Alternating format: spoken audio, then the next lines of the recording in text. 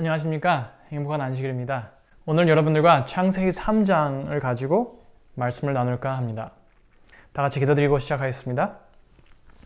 하늘에 계신 아버지, 오늘 말씀을 통해서 우리가 격려를 받고 또 새로운 일주일을 살아가는데 힘을 얻을 수 있도록 도와주세요. 예수님의 이름으로 기도드렸습니다. 아멘. 누구나 상관없이 우리 모두 삶의 변화들을 경험합니다. 새로운 곳으로 이사를 가든지 새로운 직업을 얻든지 또 새로운 학교로 전학을 가든지 모두 변화를 갖게 됩니다. 하지만 변화도 변화의 나름이죠. 어떤 변화들은 다른 대다수의 변화의 경험보다 더 힘들 수도 있죠. 저는 역사를 되게 좋아합니다. 그래서 이렇게 어렸을 때 한국 역사 책들을 많이 읽던 게 기억이 나는데, 거기서 참 느낀 거는 우리 한국인의 역사에서는 진짜 참 가슴 아픈 그런 변화의 저만점들이 많지 않았나 생각이 됩니다. 대다수의 사람들은 변화를 좋아하지 않습니다. 사람들은 이게 꾸준한 걸 좋아합니다. 그렇기 때문에 우리는 가끔 가다가 이렇게 평생 이사를 안 하고 사는 사람들 만날 수 있죠. 어떤 사람들은 진짜 자기가 태어나고 자라난 집에서 아직도 살고 있는 사람도 있습니다. 그리고 어떤 분들은 가족 그리고 친척 다 똑같은 동네에 계속 나이 들 때까지 사는 분들이 굉장히 많습니다. 하지만 우리가 변화를 피할 수만은 없죠. 저는 이사를 참 많이 했습니다. 따지자면 저는 한국, 미국, 캐나다 그리고 호주에서 살았고요. 그리고 미국 안에서도 5개의 다른 주에서 살았습니다. 저는 어렸을 때 이사하고 새로운 곳에 가고 하는 게 저는 되게 좋았는데, 가족이 생기고 또 나이가 들고 책임감도 생기고 하니까 이게 참 한 군데 있는 게 더 편하구나 생각이 들긴 하네요. 우리가 성경을 열어보고 다시 한번 읽게 된다면 우리가 성경에서 나오는 사람들이 참 많은 이런 변화를 경험하고 살았다는 걸 알 수 있습니다. 여러분, 노아의 경험을 한번 생각해 보십시오. 노아는 방주에 들어갔다 나옴으로 인해서 아주 굉장한 변화를 경험했습니다. 바다와 산과 강이 바뀌질 않나. 그리고 또 나아가서 생존자들이라곤 노아와 가족들밖에 없었습니다. 그리고 또 우리가 성경을 좀 더 읽어본다면 요셉의 이야기가 있죠. 아주 부유한 집안에 제일 사랑받는 아들도 살다가 갑자기 하루아침에 노예가 되고, 그리고 갑자기 죄수가 되고, 나중 가서는 총리가 됩니다. 좋게 끝은 맺지만 참 힘든 변화의 경험들을 하고 살아간 사람입니다. 그리고 다니엘 생각해 보시면, 다니엘도 유대의 왕족에서 바벨론의 포로로 잡혀가고, 그리고 내시가 되고, 나중 가서는 그 바벨론에서 가장 강력한 지도자가 되지만, 갑자기 하루아침에 그는 이 사자굴에 들어가게 됩니다.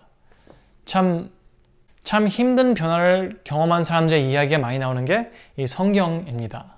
하지만 우리가 성경을 통틀어 봤을 때 아담과 하와가 경험한 변화보다 더 힘든 변화가 있었을지 저는 궁금합니다. 왜냐하면 아담과 하와는 그 누구도 경험해보지 못한 낙원을 경험했습니다.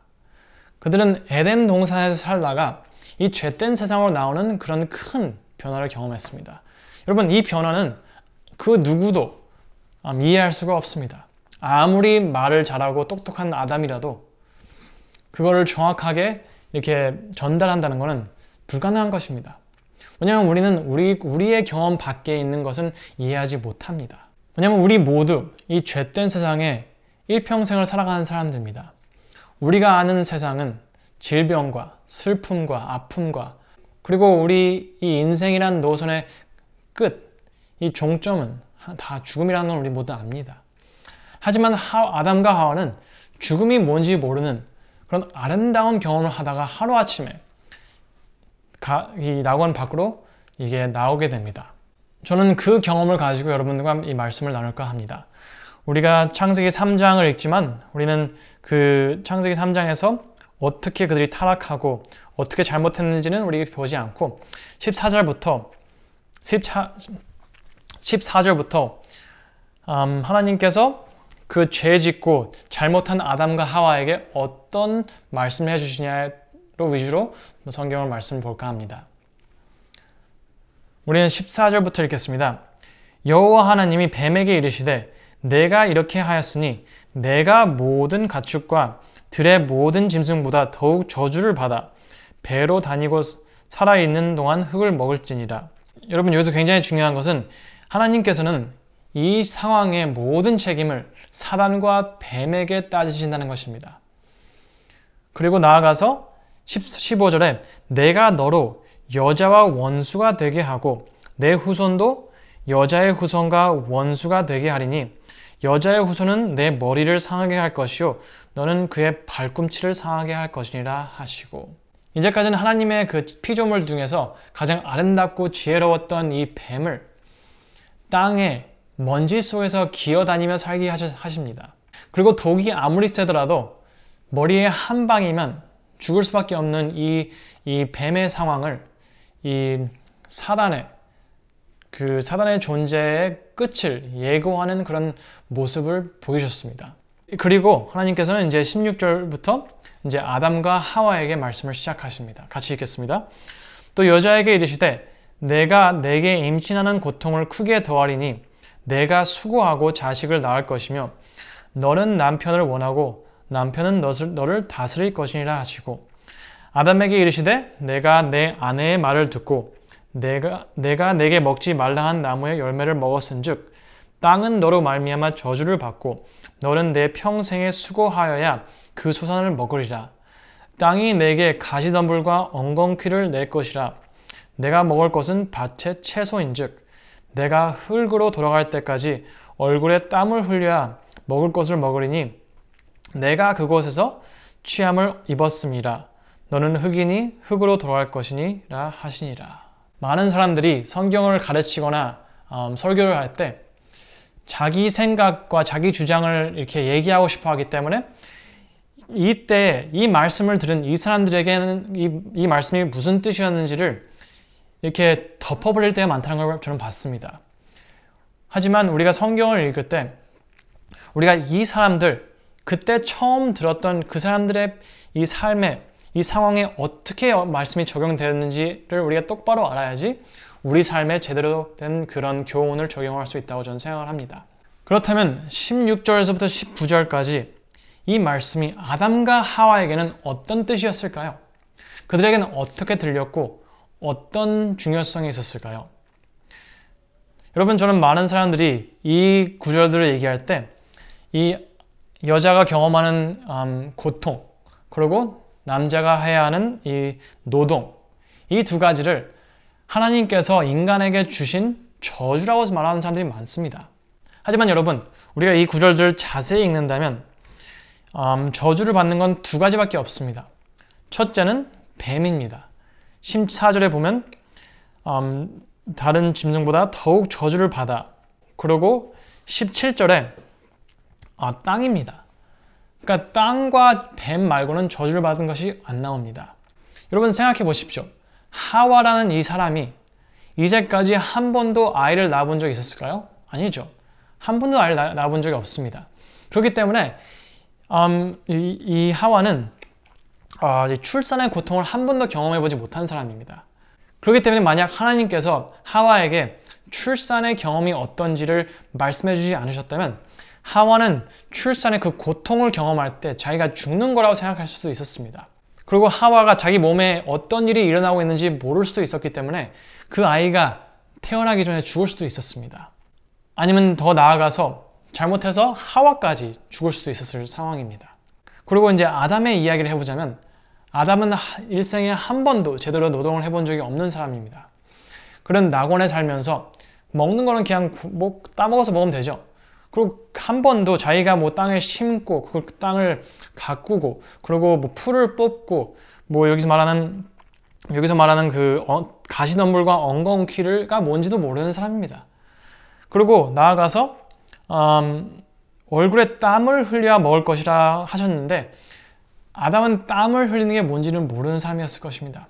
그렇기 때문에 만약 하나님께서 아담에게 네가 노동을 해야 한다, 그래야지 먹을 수 있다, 그걸 말하지 않으셨다면 아담과 하와는 길면 몇 개월, 짧으면 몇 주도 못 살았을 것입니다.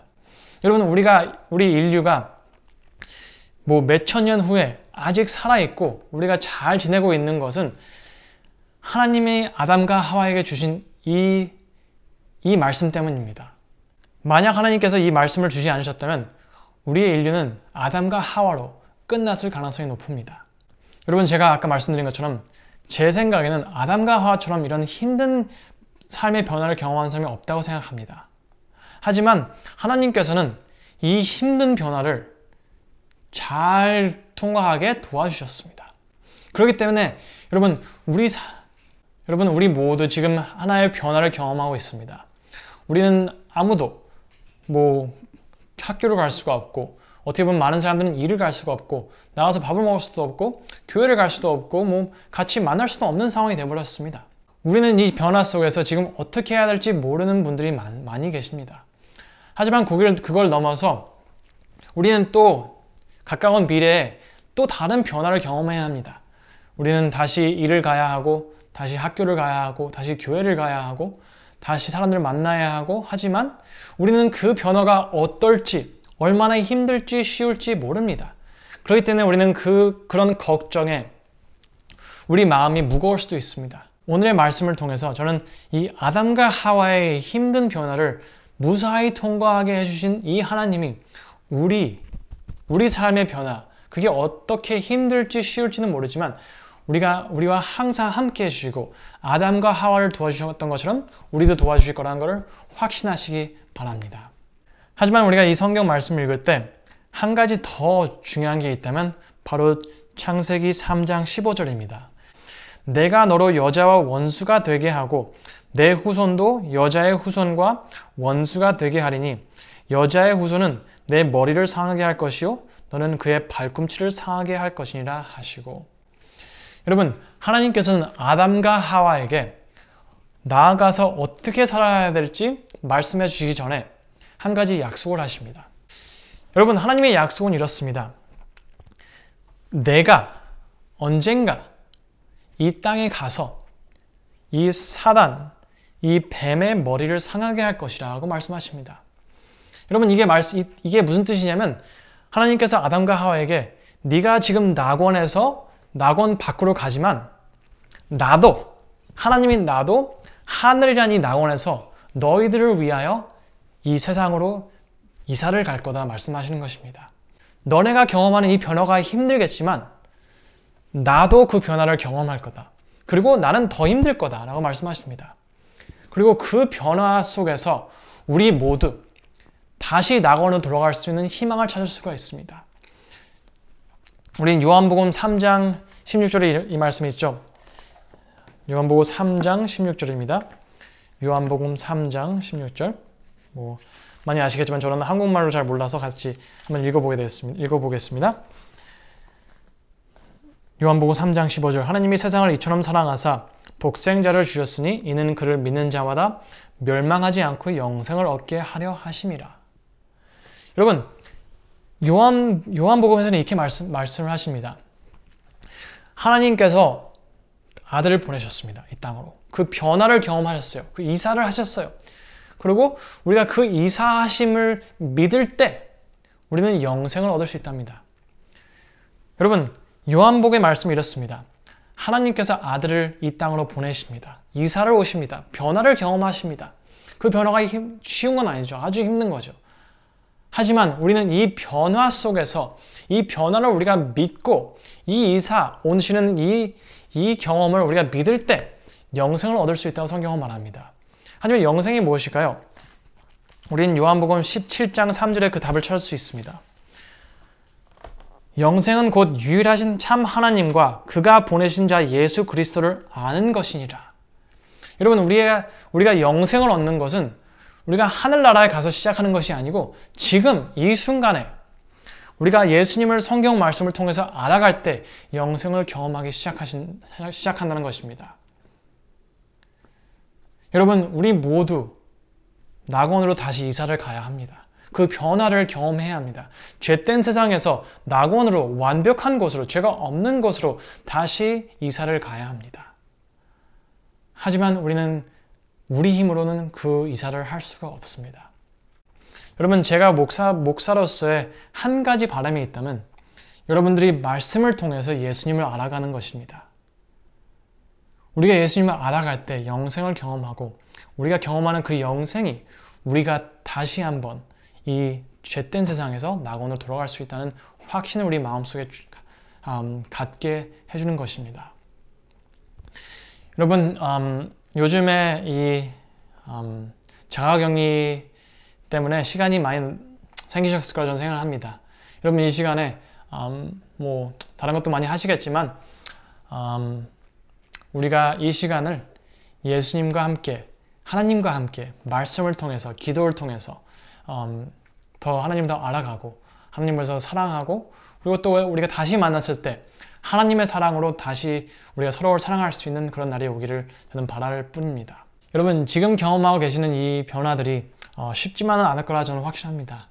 하지만 오늘 말씀처럼 아담과 하와의 그런 힘든 변화를 함께 해주신 그 하나님이 우리와도 함께 해주실 거라는 확신을 가지시길 바랍니다. 저는 오늘 말씀을 마치면서 시편 23편을 함께 읽어볼까 합니다. 여호와는 나의 목자시니 내게 부족함이 없으리로다. 그가 나를 푸른 풀밭에 누이시며 쉴 만한 물가로 인도하시는도다. 내 영혼을 소생시키시고 자기 이름을 위하여 의의 길로 인도하시는도다. 내가 사망의 음침한 골짜기로 다닐지라도 해를 두려워하지 않을 것은 주께서 나와 함께 하심이라. 주의 지팡이와 막대기가 나를 안위하시나이다. 주께서 내 원수의 목전에서 내게 상을 차려주시고 기름을 내 머리에 부으셨으니 내 잔이 넘치나이다. 내 평생의 선하심과 인자하심이 반드시 나를 따르리니 내가 여호와의 집에 영원히 살리로다.